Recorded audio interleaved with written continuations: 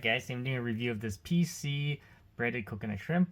This was on sale, and let me show you guys the nutrient panel. If you guys want to read it, pause the video. Here's the ingredients. If you guys want to read that, pause the video. So, this is what the pack looks like. I took some out, and I've already cooked some up. And this is the sauce it comes with.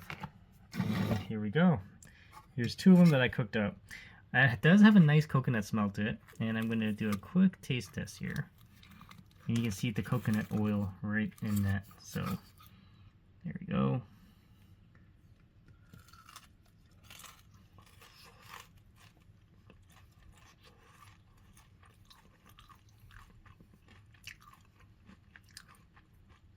I mean, it's decent in taste, but that shrimp is really tiny. Do you see that thing? Do you see the shrimp in there?